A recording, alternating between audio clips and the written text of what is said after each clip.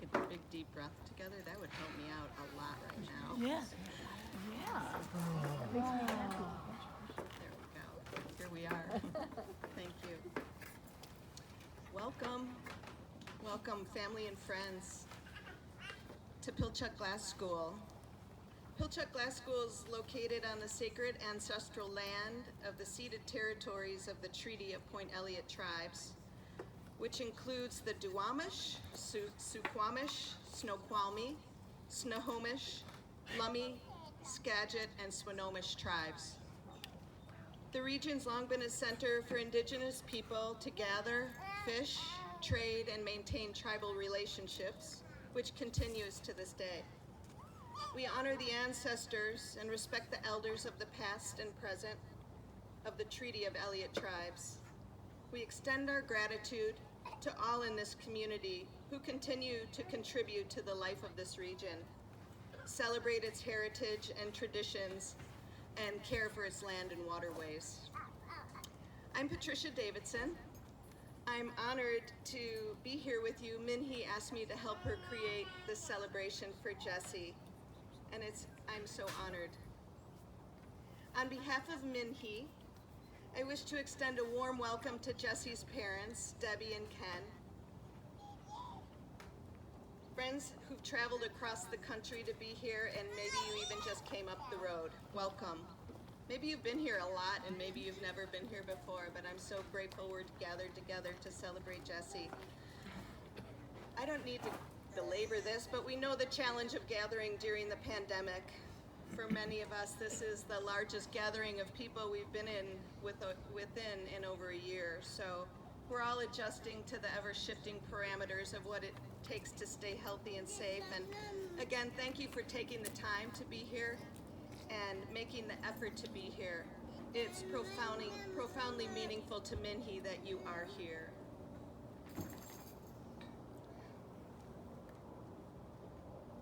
We gather in celebration of Jessie England, a beautiful sprite, sparkling spirit glowing with elven goodness, whose life touched ours, drawing out the smile in our hearts.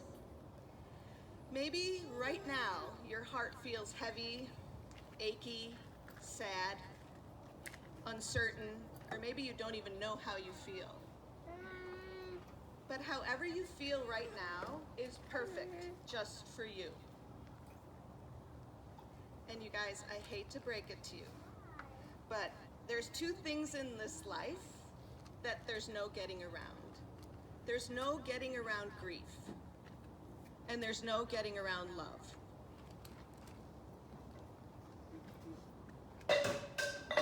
Grief has no set course, and there is no healing of grief. To grieve is to feel the fullness of how you experience life and how you experience love. So that's why they're completely intertwined, and however it is for you is perfect.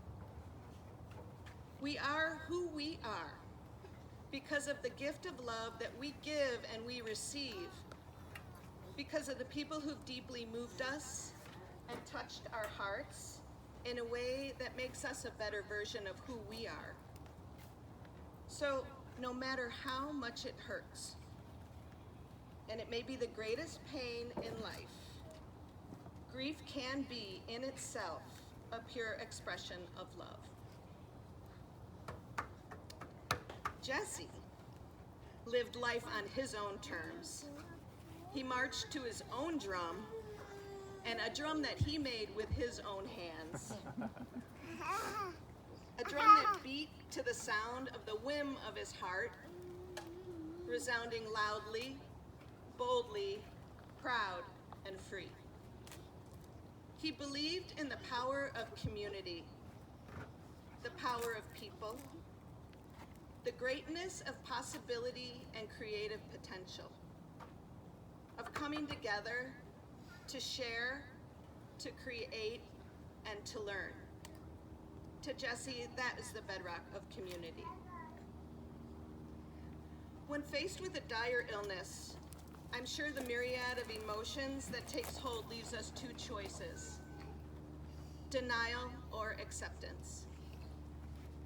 When Jesse was diagnosed with cancer, he chose to embrace his uncertain future with an acceptance that enabled him to embrace vulnerability. Accessing new heights of Jessiness. I couldn't think of a better word than Jessiness, and we all know what that means, I'm sure. That Jessiness empowered him to live his life in fullness with truth, inspiring us with his willingness to stare cancer in the face and give it all he had to make sure that Min-hee was taken care of and those he loved knew it. The joy Jesse found in life and that he shared with others was fully and deeply experienced. Jesse was persistent, determined, and courageous. He refused to take no for an answer. He wants us to celebrate and remember him with happiness, honoring the joy he brought to our lives, and the lesson that even in times of adversity and sorrow, there lies the breaking of a new dawn in our hearts. By embracing the gift of Jesse's love light, he shines upon us, encouraging us to carry his light forward, brightening the path for those that may need the guiding light of a brilliant smile, and boy, did he have a brilliant smile. The spark of light that fuels the fire of our love. Thank you. And now, would you guys like to come on up?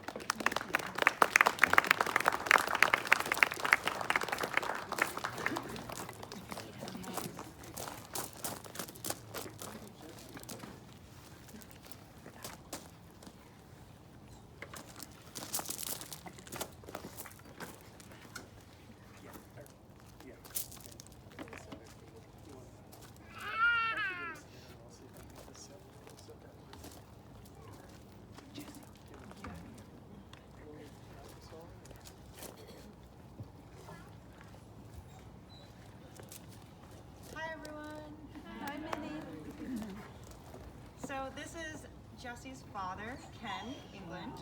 Hey, Ken. He's a musician. Well, maybe. You'll find out. We are going to perform a song for all of you that was requested specifically from Jesse, and we will do it together. It's an old T-Rex song for all you rock and rollers.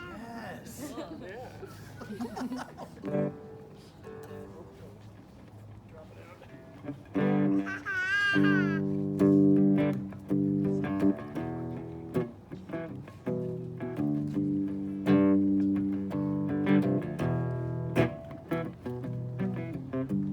I was dancing when I was 12. I was dancing when I was 12. And I was dancing when I was out. I was dancing when I was out. Danced myself right out the womb. I danced myself right out the womb. And is it strange to dance so soon? I danced myself right out the womb. I was dancing when I was 8. I was dancing when I was 8. And is it strange to dance so late? Is it strange to dance so late? I danced myself into the tune. I danced myself into the tune. Is it strange to dance so soon? I danced myself into the tune. Is it wrong to understand the fear that lives inside a man?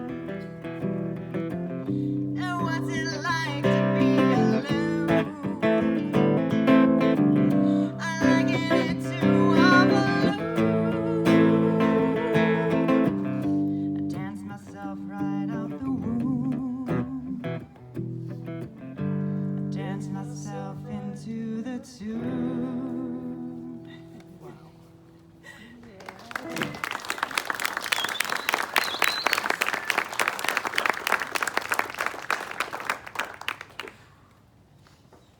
So Minnie, this is a song I wrote for Jesse in 2019, and Minnie's gonna hold the words for me. Just you think I would remember it, but Debbie and I realized the other day that, like so many people, we're getting older, and that's not necessarily a bad thing, except. It seems like lately, several times we walked out of the house and we were dressed exactly alike. And then I thought about that a little bit. I thought, well, maybe that's okay because when we get lost, it's going to be a lot easier to find us. This is called Seattle New. Turn up the vocal. Turn the vocal up? Yep, or turn down the guitar a teeny bit. Okay. Yeah, we can do that. Yeah. Yeah. Thanks, Brendan.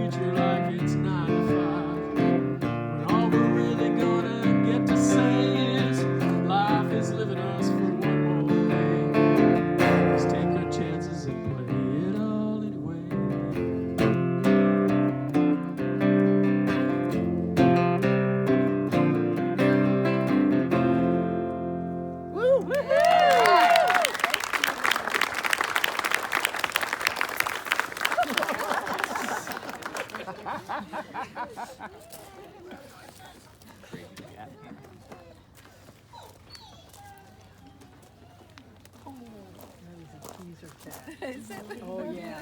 That cat teases everyone on it.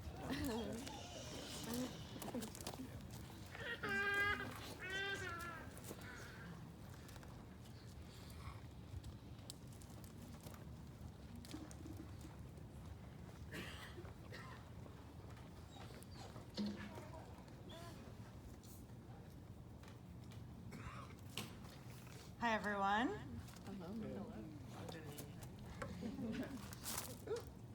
Sorry, I had to have my drink of Mountain Dew. I haven't had one since Jesse was around. Oh. His favorite.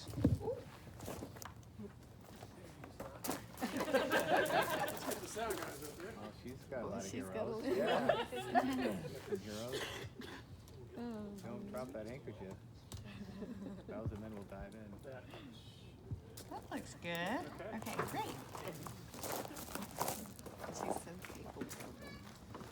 So I wanted to thank you, Patty, for helping me today. I could not have gotten through this without your help.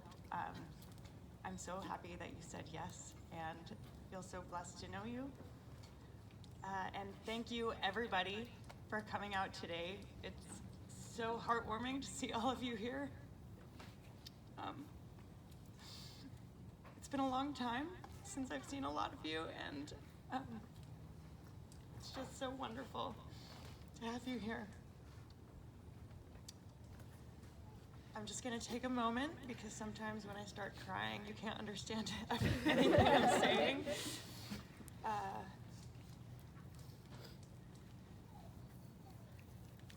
So far, so good, men. Yeah. You got this. Get those tears out now. Okay. Pass the box, yeah. Yeah. Just say it. Throw 'em out and then cry.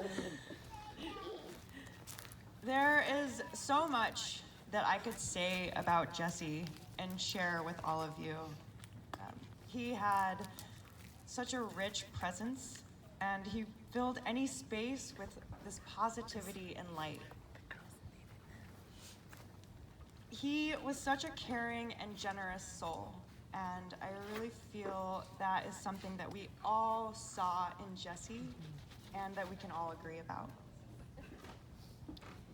Jesse and I met here in the woods at Pilchuck Glass School. Glass, our passion, brought us together. So we shared many interests as well, but ultimately it was our love for glass that brought us to this campus at just that right moment. Now, throughout my career as a glass artist, I have met many glassblowers and worked with many glassblowers. And there is one thing that you learn really quickly about glassblowers in this trade. And that is that you never touch a glassblower's tools. So when I first met Jesse, he invited me out to the University of Texas in Arlington, and he asked me to be a demonstrating artist for the class that he was teaching at the time.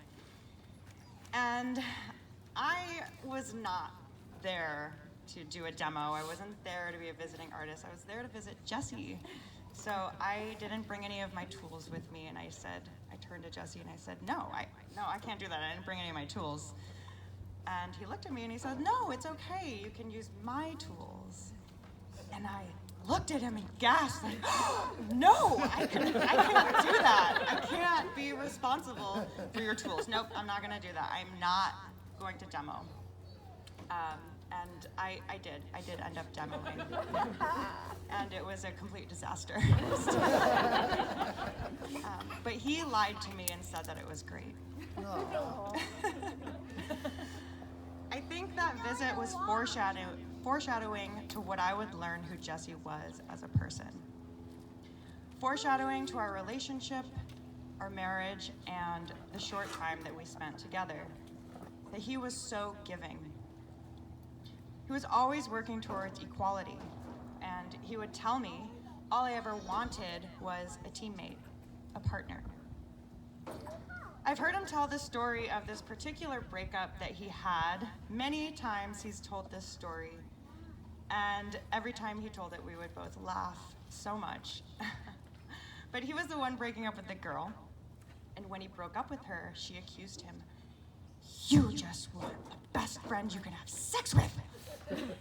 And he looked at her and he said, yeah, of course I want that. Who doesn't want their spouse to be their best friend? What's so wrong with that? And we always just got a kick out of that story. So when Jesse made the leap to move to Seattle, we would talk about our dreams and we would talk about our aspirations together and just sort of imagine all of the possibilities of life.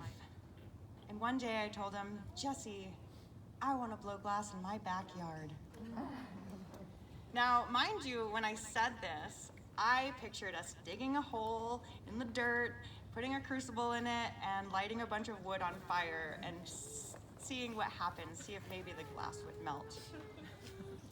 But little did I know that this was the beginning of Jesse's journey to prove to me that I deserved more, and that he believed that I deserved the best.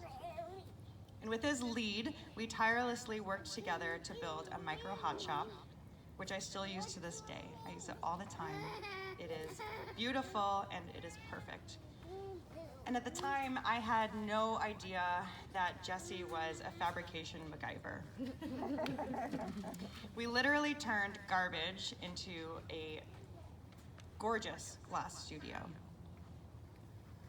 We only had the opportunity to share our lives together for a short 9 years, and we had only been married for 9 months.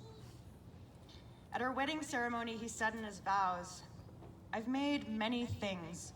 The most creative and beautiful thing I've played a part in building is a life with you. Through life and death, there is nothing that can take my heart away from you." He was such a romantic. One of the things that I love so dearly about Jesse is the same reason that I became passionate about glass.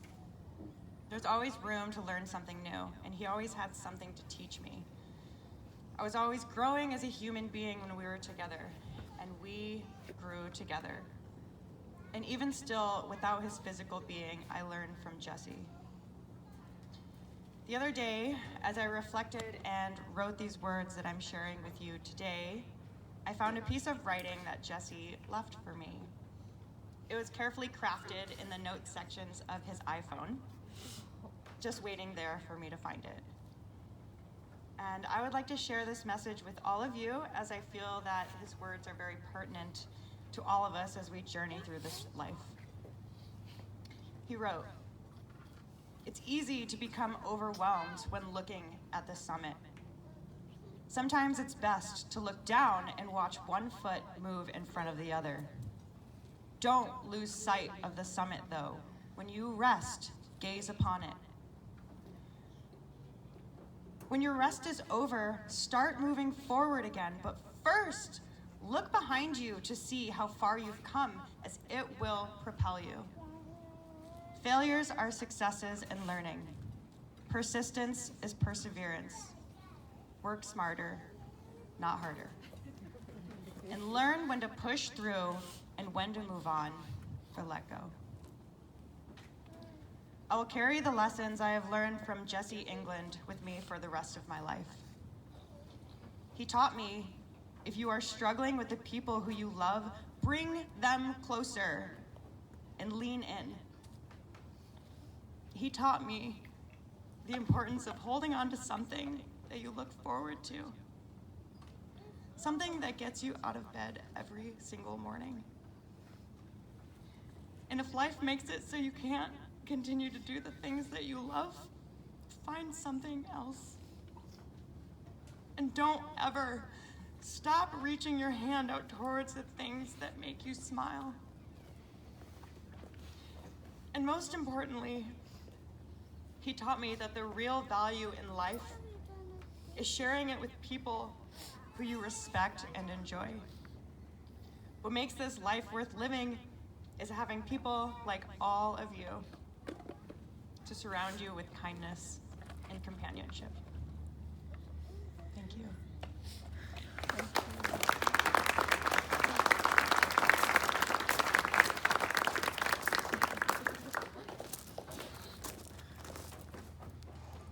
All right, I'm totally gonna cry, just a warning.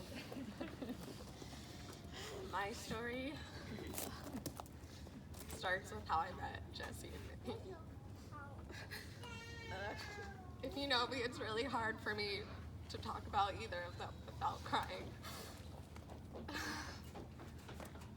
Because of how much I learned to love them. And what I have learned from them in general about myself and how to be a good friend. The first time I met Minnie was here and we barely both remembered because it was in such short passing and at the end of a busy session. And I ended up moving out to Seattle shortly after that, where I met them at the Glass Eye, which was a hard place for me to walk into, knowing I didn't really know about glass and I didn't know anybody here. I left everything I knew back in South Florida, and so it was a totally new world to me, but they welcomed me with open arms. And Jesse took it upon himself to invite me to help make his work, and took time out of his day to teach me about glass. And Minhee was always there pushing herself to be my friend, which at the time I was totally oblivious of because I just didn't want to scare her away. I thought she was really cool and I wanted to be friends, but I didn't want to be too forward. But eventually they kept inviting me, and I got invited to a party at Brendan's house that was Grandma Goes to Vegas. And I think I was about 2 weeks into my job, so I still didn't really know anybody, but I thought to myself, man, if I really want to make friends with these people, I have to go to this party. I just have a feeling I have to go. And I was the first one to show up in full costume, the awkward newbie. And eventually, Jesse and Minhee showed up, and we ended up having an amazing time, and that is really where I became friends with them. I let down my guard and was vulnerable and very intoxicated. And the moment I knew I had found two good friends was when Minhee whipped out a pair of old granny panties she had found at a thrift store that were about 10 times too big for anybody to wear. And her and Jesse continued to put them around their heads together and wear them at the party. I still have those. Yeah. And I documented it as a good friend would. But that's when I knew that I had found my people. And I continued to grow my friendship with them through working at that studio and being invited to their events and making work with them.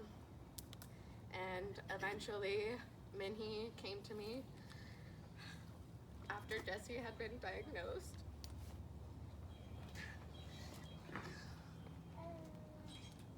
And they invited me into their home to live with them and to help support them and be a second wife to Jesse, as he would later end up calling me. And I was there for it all.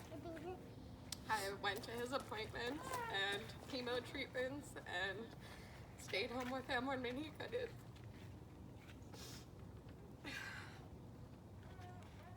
And Jesse took it upon himself to really teach me how to love the people around me.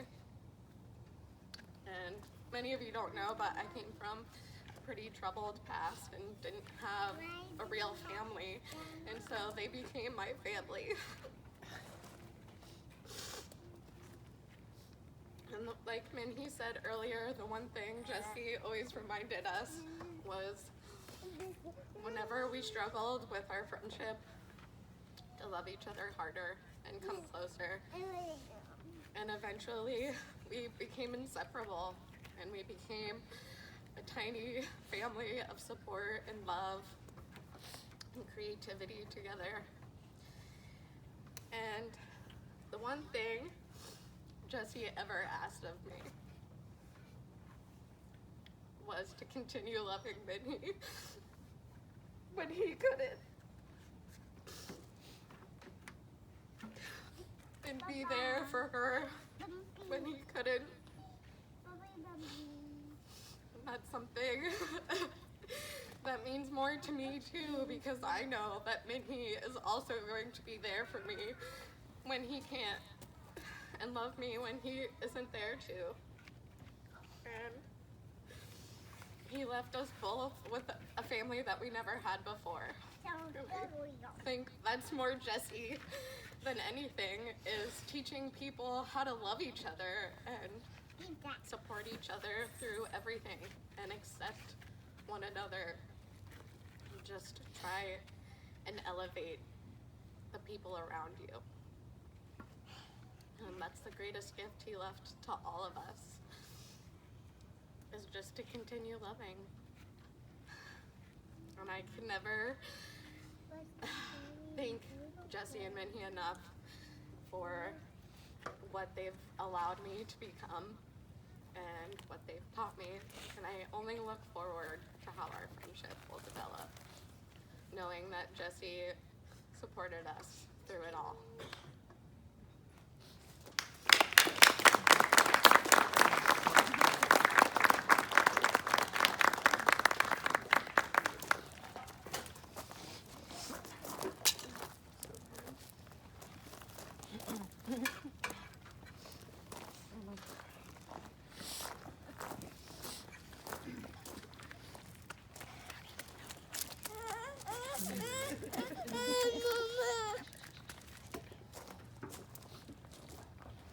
Please hold.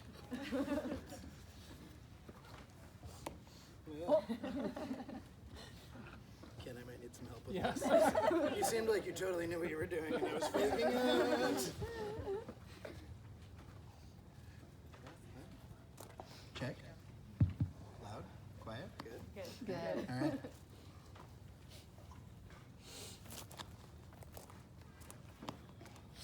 All right. Hey everyone, I'm Brendan. It's so wonderful to see you all here, and just see like the love. I'm not superstitious, but I'm a little stitious, and I'm pretty sure Jesse is like right here with us, and he's so happy that we're here, and he's just stoked that we're all here together. If he was here, I want to start by saying, if he was here, he'd be like, you guys, there's nothing to cry about. Like, cheer up. It's all good. Easier said than done. All right. I first met Jesse and Minhee, and later Bree, too, after I lied about knowing them to get a job at the Glass Eye Studio.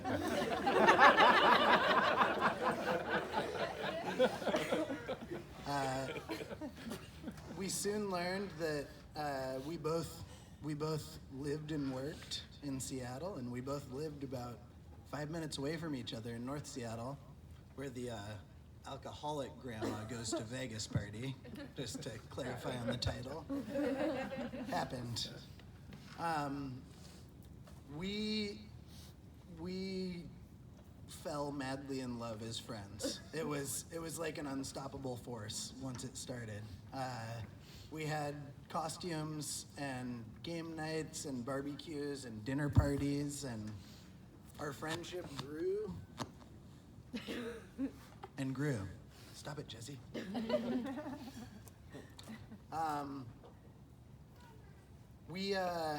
We worked for that off season together at Glass Eye, but when the on season at Pilchuck came back, I had to go, bye Glass Eye, I gotta go back to the Chuck. And at one point when I was there that summer, Jesse and Minhee came and visited me. And it was during Intersession, which for those of you who don't know Pilchuck well, we have a session for a couple of weeks, and then for like one weekend, we all have to, the few of us who are left here have to totally clean our shit up and get everything back together for the whole new group that's coming a day or two later. So it's just the tight staff group. They came and visited during an Intersession and made it completely magical. They were expert Pilchuckers. They knew exactly what to do. They brought glow sticks and party favors. They brought me this little like pair of erasers and a tiny sausage, and they held them together, and they brought me like a weird little cock and balls thing. It was delightful. It's one of my favorite photos. I'm disappointed that that's not up here, you know. Anyway, they made it totally magic, and even though within the first hour that they had arrived, we went swimming in the pond, and Minhee completely filleted her foot to the extent that she had to go to the ER to get it fixed. She came on back a few hours later, and we went up to Inspiration Point and had glow sticks and beverages and just a really magical time.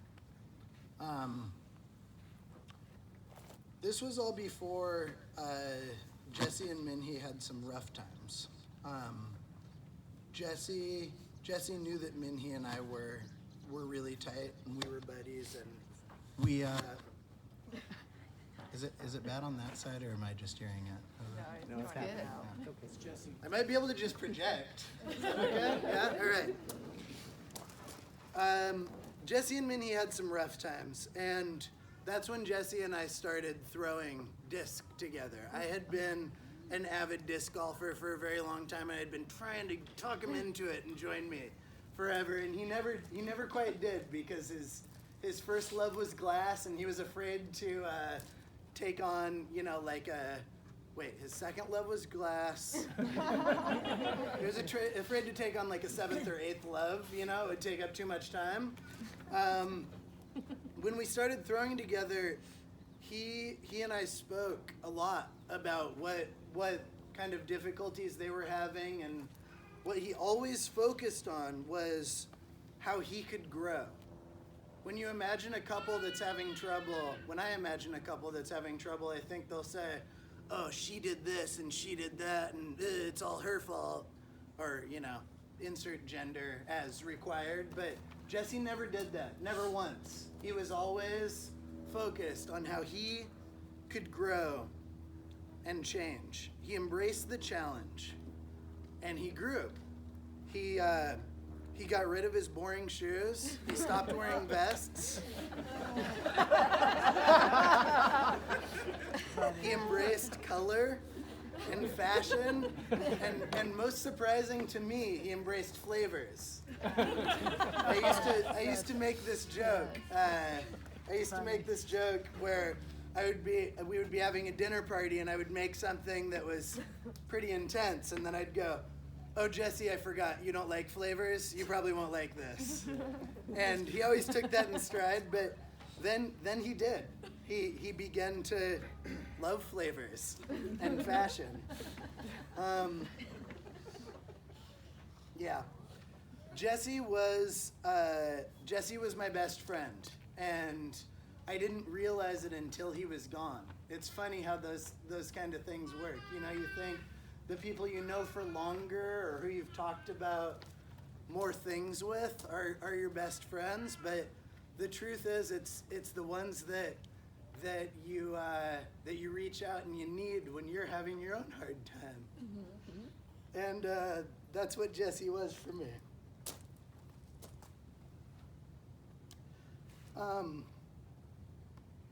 I got to be a part of several of Jesse's last big shebangs. Big shebangs. One of them is where I met many of you, actually for the first time, and it was the barbecue, where you guys did a crucible pour, and one thing that I remember about that is Jesse was an optimist. He embraced change, and he touched everyone around him, but above all else, he was a pragmatist. And at that barbecue, before the party really started, before people had a chance to get too drunk or wild or crazy, Jesse was like, all right, you guys, I'm gonna need about 4 people to help me move the power hammer. And he had gotten these, what were those things, those straps to make people into robots to move extremely heavy things. And he got a crew together, and he got this all moved to the side and got it all wrapped up, and then he could party after that was done.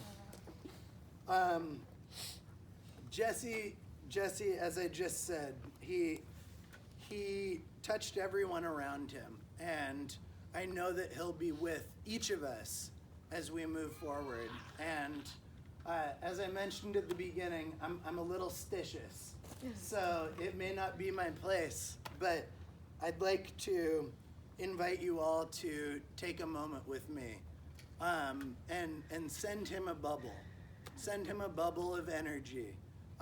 He's in a new place, starting a new thing, in my opinion. He's in a And great place. he needs our love and our energy. It's like us paying him back for what he's done for us, to help him find peace and joy and the energy and power that he needs to start this new page.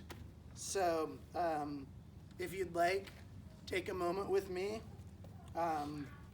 Religion or words of your choice in your head, and just send him a bubble.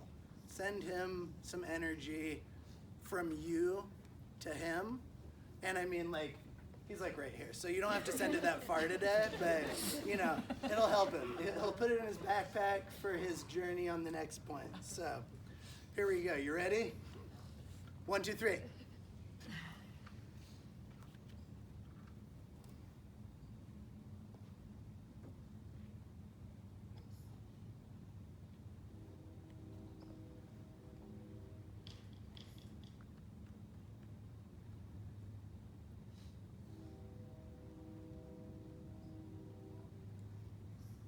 Everybody got your bubble set? 10-second warning. Get the bubble set. You ready?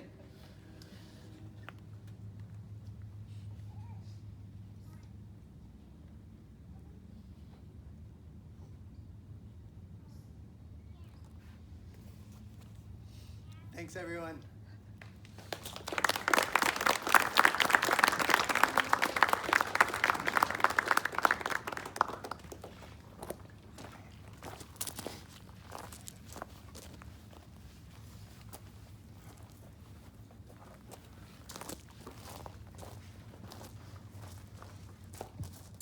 Hello everyone, my name is Brian Shuffler.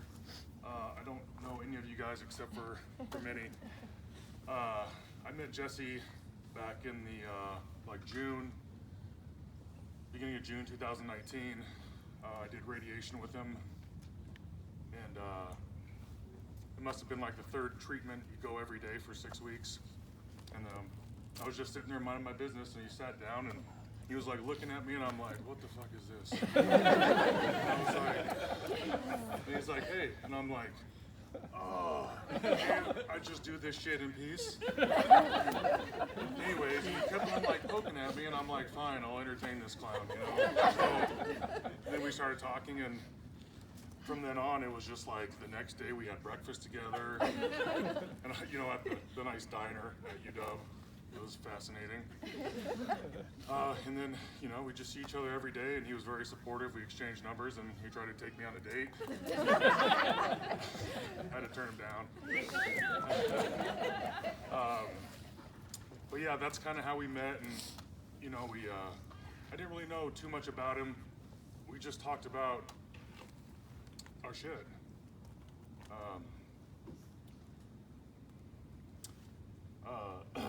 I've always looked up to him when we went through everything, because him and I, you know, he had his thing on his foot, and then I gave him a bunch of shit about how he should be a pirate for Halloween when they locked it off. And we, you know, that's kind of mainly what we always spoke about, but he was always, I always looked at him as being very positive. You know, obviously he was. And that's the thing, everyone talked about me, and I'm like, well, this fucking guy, it doesn't matter what happens to him, he's always so happy. You know, it just does not matter. And that, I just looked up to him so much. And then, one thing, when you know, like when people do these memorials, you know, everyone is always like, maybe they weren't the nicest person in the world, and then they kind of float him up and, you know, like, oh, he's the best fucking dude ever. But I really think there's not many people that I would put above Jesse as far as when you need him. him, he was there. And it just worked out. Him and I just returned the favor, and probably through the most difficult times of my life, and I hope I could do something for him as much as he did for me.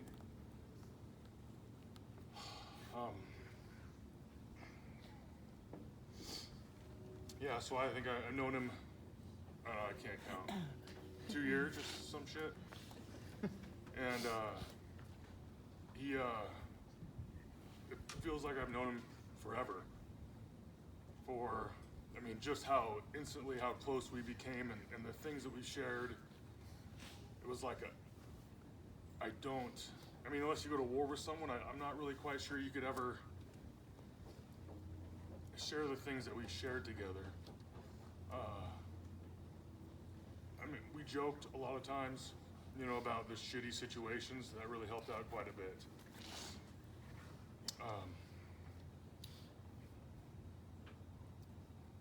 You guys raised an awesome son. I love the shit out of him. Yeah.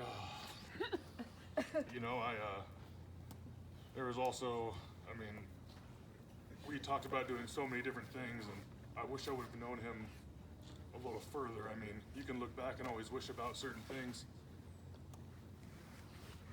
You know, he went through his shit. You know, I was doing some awesome fucking chemotherapy too. And we always spoke about doing things with our girlfriends together, and now, you know, marriage couple or whatever. We never really got around to it. And I wish, you know, with COVID, it was very difficult to get together, and I wish I had known him longer so we could share our lives a little bit more in depth rather than just this shitty slope of cancer and tumors and lopping off the leg.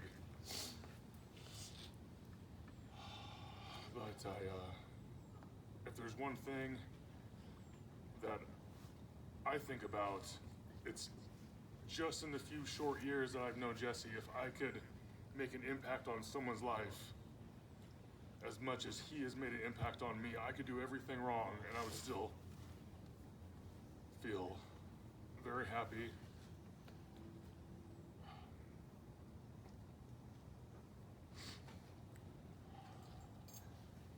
And then I've done good upon others. So thank you very much for letting me speak. I appreciate you asking me. That was very kind of you. And thank you. Thank you, thank you.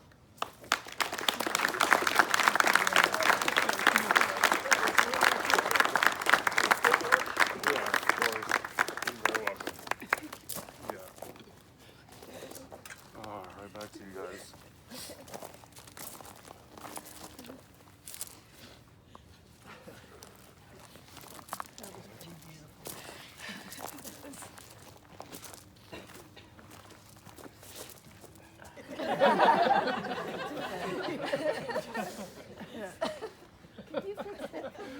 It's the silver one. Dig that out Silver for you.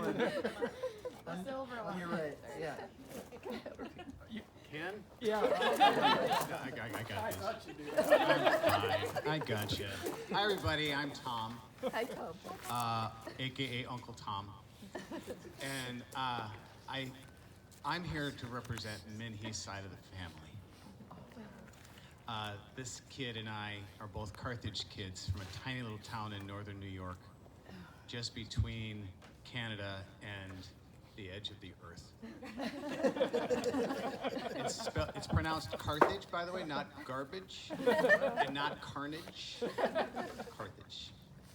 I know Minhee because she was this wonderful little snot-nosed kid that grew up with my nephew, and they went to school together, and they were best friends growing up, and they eventually became boyfriend and girlfriend, and they traveled out to the West Coast out here to Seattle together to start a new life out here.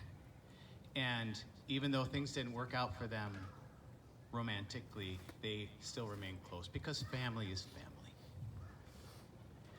And my sister, my nephew's mom, it's gonna get complicated, so stay with me, okay? I have 3 sisters and a lot of nephews, and my nephew David is the one we're talking about here. Very, very close to Minhee. He's sorry he can't be here today. Some of you might know David Peters. If you don't, you'd recognize him. He's this large, hulking, redhead, bearded, tattooed thing. Larger than life and all heart. And who can't love David? My sister came to California to see me in Southern California, and we decided to take my Volkswagen van and drive up to Seattle to see Minhee and David, sharing a home up there. And on the way up, I learned that there's a third person, there's this other guy, Jesse, that Minhee is now dating, who also lives there. And I went, oh, this is gonna get weird. Okay, I'll prepare for that. Because, you know, with guys, maybe you know this, maybe you don't, but when a stranger walks in and spends time in another guy's house, there's a little dance you have to do. There's a respect thing. So I'm like, okay, this is fine. And then David sends us photos of them, and I see a picture of Minhee and Jesse. I'm like, oh, he's handsome. He's a good-looking guy. Well, that's a problem. Because down in Los Angeles, if you're a good-looking guy and you're straight, you're probably a jerk. And then I learned that he's like this pro glass blower. So I'm like, oh no, he's gonna be a glass hole. I'm gonna be staying at the home of this guy. Oh. So of course we get there and Jesse's not there, but Minhee's there. We spend the night, and it was just a really beautiful house, and we're having a good time. And then Jesse walks in, and I walk up to him and I said, hi Jesse, I'm Tom, I'm happy to meet you. And I stuck out to shake his hand, and he completely ignored it. And he just pushed my hand away and went straight in for the full body hug. And not this bro hug, like, yeah, nice to meet you, dude. It's like the full, like, investment hug. And I thought, oh, now I know who this is. And it didn't stop. He was like that from day one. And he just was attentive and always asking questions and wanting to know more about your life and what's going on with you and wanting to participate. And we were only going to be there a couple of days, but I ended up being there a full week, and then putting my sister on a plane and sending her home, and then picking up another sister who flew out who wanted to visit, who brought her son, and she stayed a week, and you can see where this is going. This was just, I was there forever, it seemed. And we had an amazing time, and that was maybe 10 years ago, I forget. It was a long time ago. A few years later, Jesse came out to New York and spent time. The first time I saw him in New York was at the home I grew up in. I walked into the house, and there he is on the couch sitting, hanging out with my sister. I'm like, oh my God, Jesse's here. He's like a celebrity. And he just fit right into my family. This was the thing about him. He somehow was able to just walk in and sit down in a chair that was made for him that we didn't even know was there. He just fit right in. Like, no self-consciousness, completely vulnerable, happy to be there, and he just fit right in. On my way here today, I got messages from both my sisters and my mother and my nephew and my girlfriend all saying, tell Minhee that we send our love and support, because they knew him and they loved him. If you knew him, you loved him. That was just the way it was. A couple of years ago, I got a call from Jesse. Well, actually, I got a text from Jesse saying, can I call you? This is how we do things now. And I said, yes. And he calls and he says, hey, Uncle Tom, I just had this thing removed from my ankle, and the results didn't turn out so good. And I'm gonna have to start chemo soon. And Minhee and I want to come down to Long Beach where you are and spend some time with you and Allie before our lives turn upside down. Is that okay with you? And I said, you had me at, hey, Uncle Tom. I said, yes, by all means, come. And that's this photo here. On that gay blue bicycle that they rent on the streets of Long Beach. You brought miso with you. And this is him with my sister and my nephew. They stole my car and went to Knott's Berry Farm to ride roller coasters. And we had a blast, didn't we? We just had such a great time. The next time I saw him, it was pirate jokes to the end of the day. It was Peg Leg Pete, here we go. What are you gonna be for Halloween? Please, Uncle Tom, shut up. We met at that beautiful campground in Southern Oregon. they brought their camper van, we brought ours, and we just traveled and camped and went out to Mount Rainier and had a beautiful time in that freezing cold lake, and I'll never forget the wonderful times we had. It was so much fun. And we came back and again stayed at your house way longer than we should have. And I saw the glass blowing studio. And when you guys came, I forgot to mention this, when you came to see us in Long Beach, you brought me an art piece. You brought me this wonderful block of wood with gold leaf and glass on it. And it was just this gorgeous thing. I'm like, thank you so much. It was like him bringing a piece of him to us. And it's on full display. And then when we saw the studio, we saw the others, the sisters and brother pieces that went with it. And he told me all the effort that went into building that. And I was just so honored and so privileged that he gave that to us. So honored and privileged that he chose to come see us for that small window of time when life was still going to be a little normal. So honored by that. And walking through the studio and seeing all the art, and David talking about the art, and then I realized that's where those horrible glasses came from that you gave me years ago. Jesse taught you how to blow glass, and you do it so terribly, but I have these really ugly glasses at home. I'll never let them go. But here's the thing. I talked to him about art. I happen to have a Bachelor of Fine Arts degree from New York University that I never used. I just got more involved in making money than I did in creating art, and I thought I'd lost it. I thought it was gone.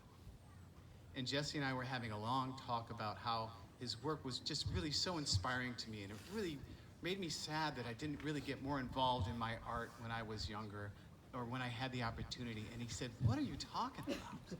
See, that's the wonderful thing about being an artist. He said that time doesn't matter. Time is irrelevant. You've always been an artist. Just go home and paint. You'll see, he's still there. And I did. I found this photograph from that campground we were at that was just this beautiful image of shadows on a hillside. It was just gorgeous. And I said, that's the one.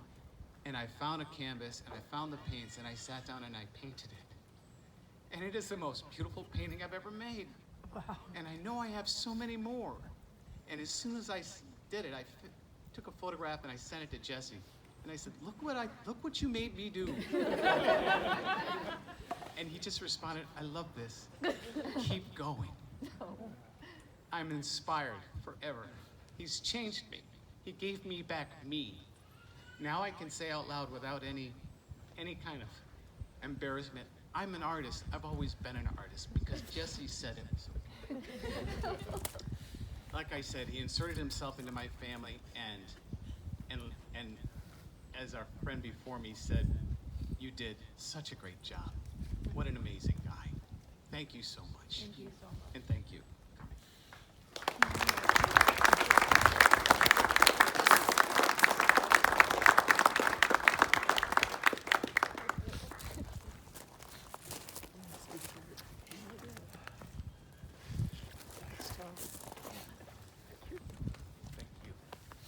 That was truly wonderful. That's all so beautiful. Thank you, everybody, for sharing your words. What we're going to do now is give all of you an opportunity to share. If you have something that you would like to share, a memory or a thought about Jesse or an experience, or you want to tell a joke. And if you don't feel, and Ken is going to pass around the microphone. He also has little microphone covers that will change out between each person. So smart. But if you don't feel comfortable speaking in public, of course, we all understand, but please feel free to sign there's a book on the table in the walkway here, and also some little cards where you can share a memory or share thoughts. I know Minhee will just treasure every word that you share with her, and please just feel free to share anything with us. We're going to just take a few moments to do that now. Thank you. Come on. See a lot of hands going up. Story. I know it. There's two. What's that? Well, I'm not going to open any more then. So, my name's Taylor. I met Jesse right when he moved to Seattle. Moved in with Minhee. So I was working at the Glass Eye and came over to help him move in. And, you know, like Tom said, you gotta love Jesse. So, miss them. And, shoot. Yeah, I wouldn't be where I am now without them. Thank you. Thank you.